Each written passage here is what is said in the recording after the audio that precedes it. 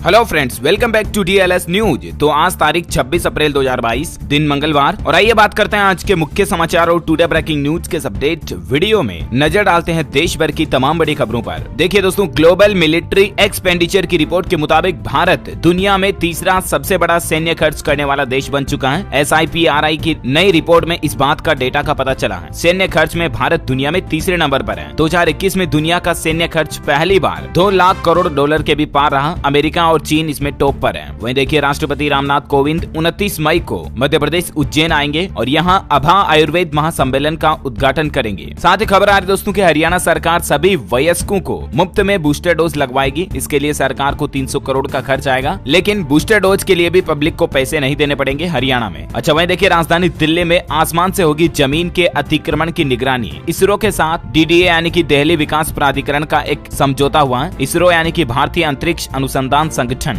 वो अब सैटेलाइट के जरिए निगरानी रखेगा कि कहीं खाली पड़ी जमीन पर कोई अतिक्रमण तो नहीं कर रहा राजधानी दिल्ली में, है ना। अच्छा, EPFO का एक डेटा देखिए, सितंबर 2017 से लेकर फरवरी 2022 के बीच EPF योजना से 5 करोड़ 18 लाख नए सब्सक्राइबर जुड़े। वह देखिए, भारत के लिए एक और बड़े ही गौरव की बात है कि गौतम अडानी एक नए मुकाम पर पहुंच चुके हैं। दुनिया के 5वें सबसे अमीर आदमी बन चुके हैं। हमारे भारत के अडानी वॉरेन बफेट को भी उन्होंने पीछे छोड़ दिया। और दोस्तों, इंडिया की एक और नई उपलब्धि देखिए, अब भारतीय रॉकेट से अंतरिक्ष में पहुंचेंगे ब्रिटेन के सैटेलाइट। दोनों देशों के बीच एक समझौता करार हुआ है और ब्रिटिश सरकार के स्वामित्व वाली कंपनी OneWeb का भारत के साथ एक समझौता पार्टनरशिप हुई है और अब भारतीय रॉकेट से ब्रिटेन के सैटेलाइट्स को अंतरिक्ष में पहुंचाया जाएगा। यानी इस डील से ये जाहिर हो चुका है कि अब हमारा इंडिया भी स्पेस के क्षेत्र में विकसित देशों से पीछे बिल्कुल भी नहीं है। अच्छा, वहीं देखिए, रायसीना डायलॉग का 7वां संस्करण का उद्घाटन हो चुका है। PM मोदी ने इसका उद्घाटन किया। 3 दिन तक ये सम्मेलन चलेगा जिसमें 90 देश शामिल होंगे। ये कार्यक्रम 25 अप्रैल से शुरू हो चुका, जो कि 27 अप्रैल तक नई दिल्ली में आयोजित किया जाएगा। इसके मुख्य अतिथि के रूप में यूरोपीय आयोग की अध्यक्ष उर्सुला वॉन डेर लेयन है। ज्यादा डिटेल्स भी इसके बारे में आप देख सकते हैं। अच्छा, वहीं 4 धाम यात्रा अगले महीने 3 मई से शुरू होगी और सरकार इस बार व्यवस्थाएं भी काफी अच्छी कर रही है। पहाड़ों पर 500 किलोमीटर सड़क बनवाई गई, 40 लैंडस्लाइड जोन भी बनाए गए। ट्रीटमेंट पर खर्च हो रहे हैं 100 करोड़ रुपए। टिहरी, उत्तरकाशी, रुद्रप्रयाग समेत अन्य सड़कों पर लैंडस्लाइड का खतरा ज्यादा होता है और इसीलिए इस बार प्रशासन अच्छी व्यवस्थाओं को बनाने में जुटा है। आपको बता दूं, उत्तराखंड में 4 धाम में से एक धाम गंगोत्री है, जिसके कपाट 3 मई को खुलेंगे। यहीं पर एक चट्टान पर बैठकर राजा भागीरथ ने तपस्या की थी। अच्छा, अगली बड़ी खबर देखिए, LIC के IPO का डेट आखिरकार सामने आ चुका है। काफी इंतजार के बाद सरकार ने LIC IPO की तारीख की घोषणा कर दी है। 4 मई को अगले महीने LIC का IPO खुलेगा और 9 मई को बंद हो जाएगा। 5 दिन आपके पास होंगे। अगर आप भी पैसों का इन्वेस्टमेंट करना चाहते हैं LIC के IPO में तो कर पाएंगे। सरकार का यह प्लान है कि LIC जो अभी सार्वजनिक क्षेत्र की कंपनी है, इसमें 3.5% हिस्सेदारी सरकार बेचेगी। 3.5% के शेयर निकाले जाएंगे बोले तो, जिससे सरकार 21,000 करोड़ रुपए कलेक्ट करेगी। ये आप देख सकते हैं, ANI की तरफ से भी ट्वीट किया गया कि LIC IPO to open on May 4। और भी ज्यादा जानकारी आप LIC के ऑफिशियल पोर्टल पर चेक कर सकते हैं। ओके, और वहीं दोस्तों, आज की मार्केट से सबसे बड़ी बिग ब्रेकिंग न्यूज अपडेट आ रही है कि ट्विटर पर चलेगी एलोन मस्क की सल्तनत। कंपनी के बोर्ड ने 44 अरब डॉलर के सौदे को मंजूरी दे दी है और आखिरकार फाइनली एलोन मस्क ने ट्विटर को खरीद लिया है। जी हाँ, करीब 3200 अरब रुपए में, भारतीय पैसों के हिसाब से देखें तो 3.25 लाख करोड़ रुपए में ट्विटर को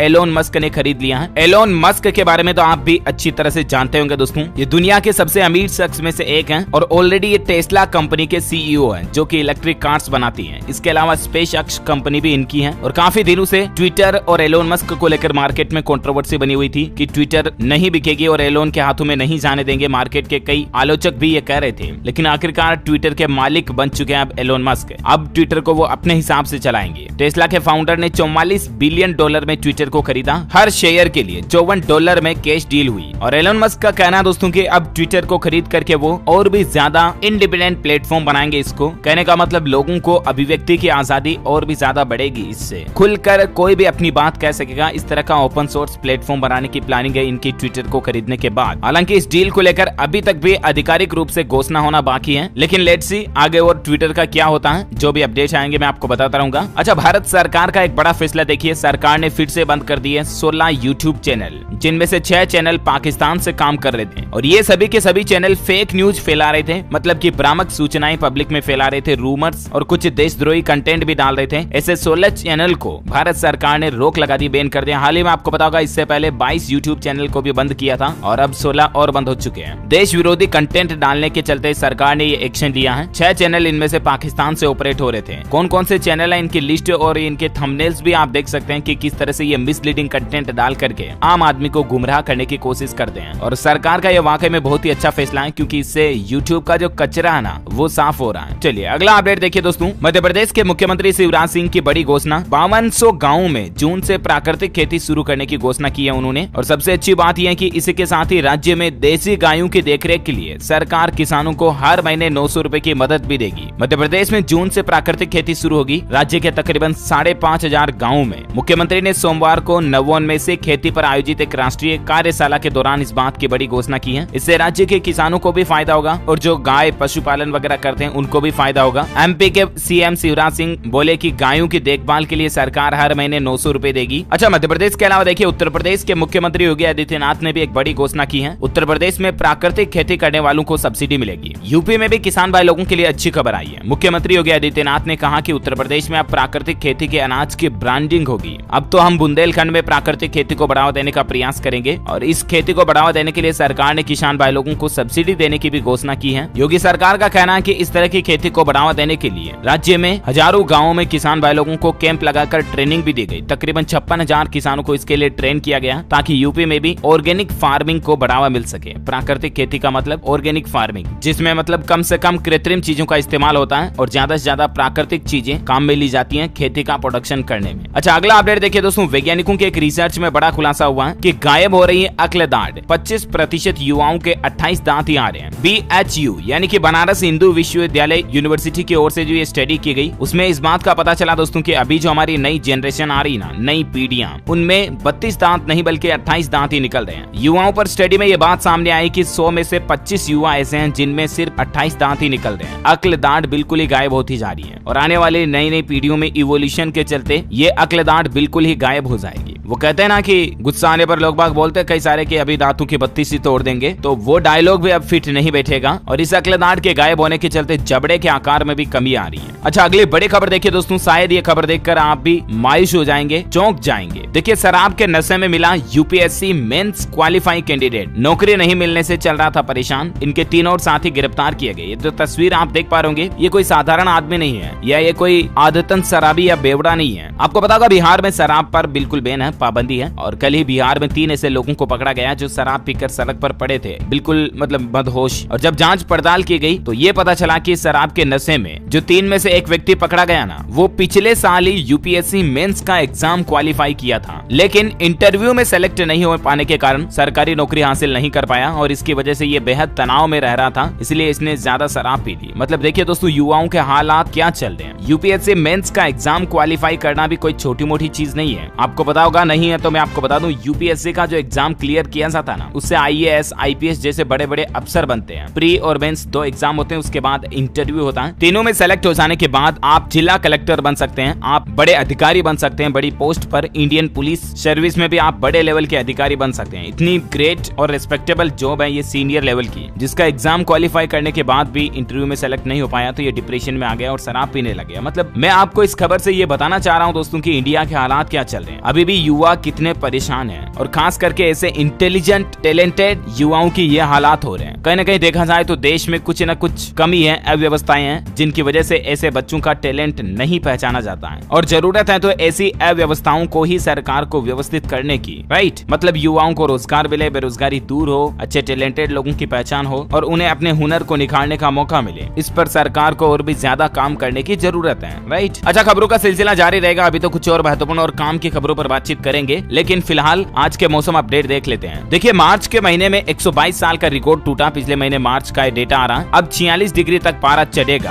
और अप्रैल में तो भीषण गर्मी पड़ने का कारण भी यही है कि पिछले 100 सालों से भी ज्यादा गर्मी इस बार देखने को मिल रही है। संपूर्ण भारत का अभी 26 अप्रैल 2022 का मौसम पूर्वानुमान क्या कहता है अगले 24 घंटों के दौरान, तो आपको बता दूं, असम, मेघालय, अरुणाचल प्रदेश में हल्की मध्यम बारिश हो सकती है। पूर्वोत्तर भारत, सिक्किम, केरल, दक्षिण तटीय कर्नाटक, आंतरिक तमिलनाडु के कुछ हिस्सों में भी हल्के मध्यम बारिश की संभावना है। वहीं अंडमान निकोबार निकोबार द्वीप समूह, आंध्र प्रदेश के उत्तरी तट, दक्षिण मध्य महाराष्ट्र, मराठवाड़ा और पश्चिमी हिमालय पर एक दो स्थानों पर हल्की बारिश हो सकती है। बाकी गुजरात, बिहार, उत्तरी मध्य महाराष्ट्र, झारखंड, आंतरिक उड़ीसा, राजस्थान और दक्षिण उत्तर प्रदेश के हिस्सों में लू चलेगी, गर्म हवाएं चलेगी। ओके, तो ये रहा मौसम अपडेट। और वहीं सराफा बाजार में सोने चांदी का रेट देखिए आप, गिरावट जारी है। सराफा बाजार में सोना 255 रुपए सस्ता होकर अभी 52,219 रुपए प्रति 10 ग्राम पर आ गया। वहीं चांदी में बड़ी गिरावट आई, 1193 रुपए टूटी और अभी चांदी का रेट 65,492 रुपए प्रति किलोग्राम चल रहा है। Okay, gold and silver price today news के बाद फटाफट से कुछ कोरोना बुलेटिन देख लेते हैं। देखिए, देश दुनिया में कोरोना का अपडेट साहब। भारत में लगातार छठा दिन रहा जब 2000 से ज्यादा नए मामले सामने आए और राजधानी दिल्ली में तो कोरोना के बाद अब डेंगू की भी एंट्री हो चुकी है। डेंगू के 76 केस मिले। भारत में पिछले 24 घंटों में कोरोना का आंकड़ा देखिए आप, 2541 नए केस आए। एक्टिव मामलों की संख्या बढ़कर 16,522 हो गई है। हरियाणा राज्य में कोरोना संक्रमण को रोकने के लिए फिर से माइक्रो कंटेनमेंट जोन बनाए जाएंगे। हरियाणा गुरुग्राम से इसकी शुरुआत भी हो चुकी है और हरियाणा राज्य में एक्सई वेरिएंट से निपटने के लिए सरकार ने कॉन्टैक्ट ट्रेसिंग को भी बढ़ा दिया है। संक्रमण चेन तोड़ने के लिए माइक्रो जोन बनाए जाएंगे। वही देखिए, छत्तीसगढ़ में भी फिर से लौटा कोविड प्रोटोकॉल। सार्वजनिक स्थानों, कार्यालय, कारखानों में मास्क लगाना अनिवार्य होगा। सार्वजनिक जगहों पर थूकने पर भी रोक लगा दी है। 2 गज दूरी फिर है जरूरी।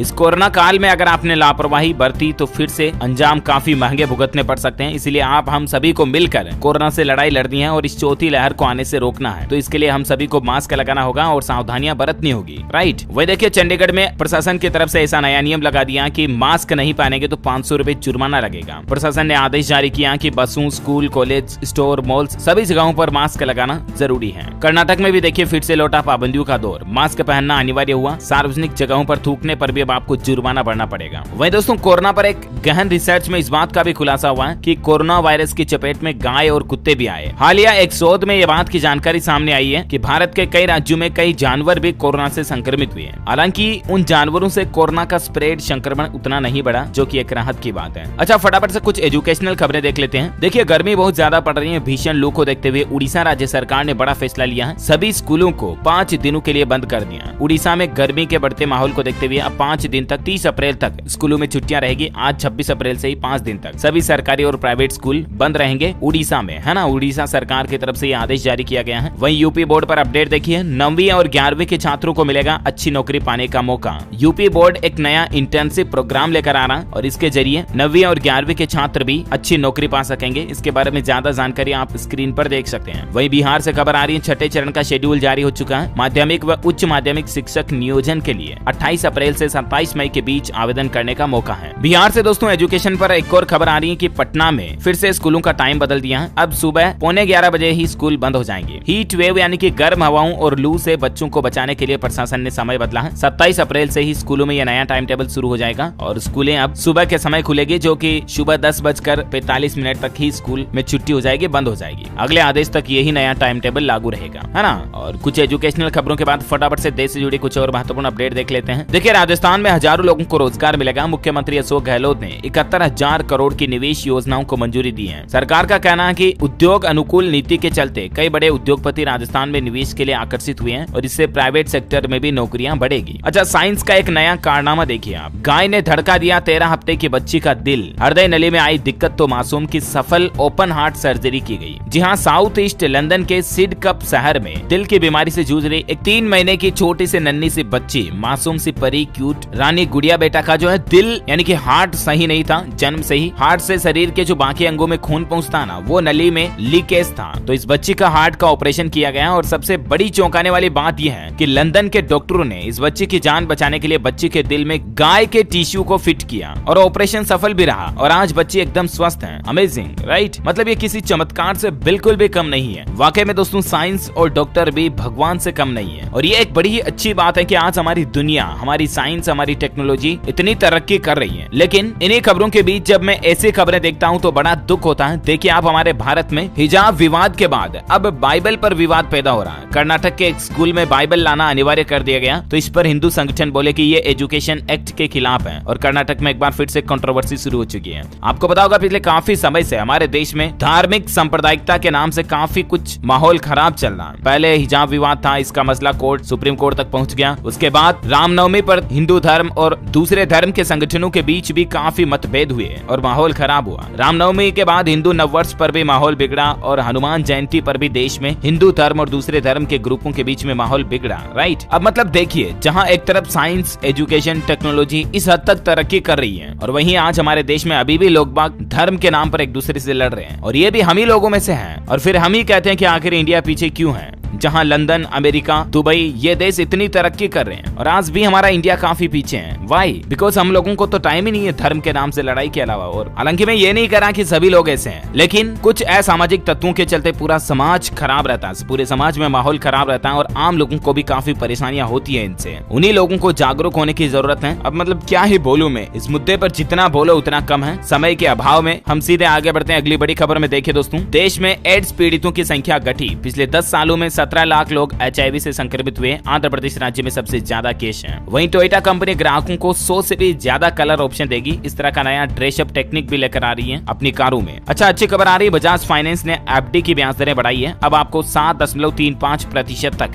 FD पर इंटरेस्ट रेट मिलेगा बजाज फाइनेंस से अगर आप FD करवाते हैं तो। 25 अप्रैल कल से ये नई रेटें लागू हो चुकी है। अच्छा, वहीं देखिए, लीट और पेट की परीक्षाओं में बड़ा बदलाव हुआ है। शिक्षा बोर्ड ने CBSE की परीक्षाओं का हवाला देते हुए ये अपडेट दिया। देखिए, हिमाचल प्रदेश तकनीकी शिक्षा बोर्ड धर्मशाला की ओर से 15 और 22 मई को होने वाली बहुतकनीकी प्रवेश परीक्षा पेट और लेटरल एंट्री एंट्रेंस टेस्ट लीट की तारीखों में बदलाव किया गया। बोर्ड ने जो नई लिस्ट जारी की है इसके मुताबिक अब ये परीक्षाएं 19 जून को पेट की होगी और 26 जून को लीट के एग्जाम होंगे। ज्यादा जानकारी आप स्क्रीन पर देख सकते हैं। अच्छा, वहीं देखिए दोस्तों, कश्मीर फाइल्स के बाद अब KGF 2 का फर्जी लिंक भी आपका बैंक खाता खाली कर सकता है। ये जो पॉपुलर फिल्मों को डाउनलोड करने के नाम से सोशल मीडिया पर फर्जी लिंक शेयर करते हैं और साथ में लिख देते हैं कि इस फिल्म को फ्री में डाउनलोड करें या फ्री ऑनलाइन देखें, ऐसे किसी लिंक पर आप क्लिक ना करें, अदरवाइज आपका मोबाइल हैक हो सकता है, आपके बैंक खाते से उल्टे पैसे कट सके। अच्छा, वहीं देखिए, दिल्ली में एक सरकार की वास्तविकता की सच्चाई सामने आई है। आम आदमी पार्टी सरकार में 14 किसानों ने खुदकुशी की। केजरीवाल बोले थे कि 1 अप्रैल के बाद कोई भी किसान जान नहीं देगा, लेकिन इस पर विरोधियों का कहना कि अप्रैल फूल बनाया उन्होंने, क्योंकि काफी किसान भाई लोग फिर भी राजधानी दिल्ली में खुद की जान लिए। अच्छा, मोबाइल फोन इंडस्ट्री से खबर आ रही कि Realme Narzo 50A prime budget phone launch हो चुका है। कंपनी ने दावा किया कि इसकी दमदार बैटरी आपको 49 घंटे का कूलिंग बैकअप देगी और साइड के फिंगरप्रिंट स्कैनर से फोन अनलॉक होगा। इसकी शुरुआती प्राइस 10,499 है और अलग अलग मॉडल्स की कीमत 12,499 है। अच्छा, वहीं देखिए, हमारे भारत के शोधकर्ताओं ने एक ऐसी तकनीक विकसित की है जिससे मात्र 30 सेकंड में प्रदूषित पानी भी साफ हो जाएगा। भारतीय विज्ञान शिक्षा और अनुसंधान संस्थान आइसर के शोधकर्ताओं ने इस तरह की टेक्निक खोजी है। उत्तर प्रदेश में देखिए, 31,000 स्थानों पर होगी अलविदा की नमाज। पुलिस ने 37,000 धर्म गुरुओं से वार्ता भी की है। अच्छा, वहीं देखिए, मई में बढ़कर आएगी कर्मचारियों की सैलरी। 11,000 रुपए का बोनस मिलेगा। भेल कंपनी के कर्मचारियों के लिए अच्छी खबर है। मई महीने में उनकी सैलरी के साथ उनको बोनस भी मिलेगा और प्रत्येक कर्मचारी की सैलरी में 11,000 रुपए जुड़कर आएंगे। भेल मैनेजमेंट के कर्मचारियों व अधिकारियों में ये खुशी की घोषणा की गई है। ये बोनस और एक्स्ट्रा वेतन किस बात को लेकर मिलेगा, इसकी डिटेल्स भी आप देख सकते हैं। वहीं आज मंगलवार को शिवगिरी तीर्थ के 90वीं जयंती कार्यक्रम को संबोधित करेंगे देश के प्रधानमंत्री नरेंद्र मोदी। कार्यक्रम के लिए विचार शेयर करने का आग्रह भी किया है उन्होंने। साथ ही देखिए, स्पेस फैंस के लिए अच्छी खबर, साल 2024 में उड़ान भरेगा नेपच्यून स्पेसशिप। 96 लाख रुपए में 6 घंटे का स्पेस का लग्जरी सफर कर पाएंगे आप भी। मतलब अब स्पेस में टूरिस्ट भी घूमने का एक ट्रेंड बनता जा रहा है धीरे धीरे। वही देखिए, तालिबान ने एक नया फरमान जारी किया अफगानिस्तान में। अब अलग अलग होंगी लड़के और लड़कियों की क्लासेज। सप्ताह में 3 दिन लड़के पढ़ेंगे और इतने ही दिन लड़कियों की क्लास होगी। मतलब क्या सोच और बुद्धि है इन लोगों की, समझ में नहीं आता। खैर दोस्तों, इसी के साथ ही आज के इस मुख्य समाचार और टुडे ब्रेकिंग न्यूज के अपडेट वीडियो को यहीं खत्म करते हैं। आप मुझे कमेंट करके बताइए दोस्तों की भारत में गेहूं की पैदावार सबसे ज्यादा किस राज्य में होती है। कमेंट करके बताइए। जो लोग इस सवाल का सही जवाब इस वीडियो के नीचे कमेंट में देंगे ना, वो रैंडमली सेलेक्ट होने पर आप हमारी DLS न्यूज टीम की तरफ से जीत सकते हैं एक शानदार सरप्राइज गिफ्ट। साथ ही अगर आपको वीडियो अच्छा लगा तो इसे लाइक करना और शेयर भी करना अपने दोस्तों के साथ फेसबुक और व्हाट्सएप पर। और हाँ, आप हमारे चैनल DLS न्यूज को सब्सक्राइब करके बेल आइकन भी जरूर दबा देना, ताकि आप और हम आपस में जुड़े रहेंगे और रोजाना एक दूसरे के साथ काम की खबरें शेयर कर पाएंगे। Thank you, take care, good bye, जय हिंद, जय भारत, वंदे मातरम।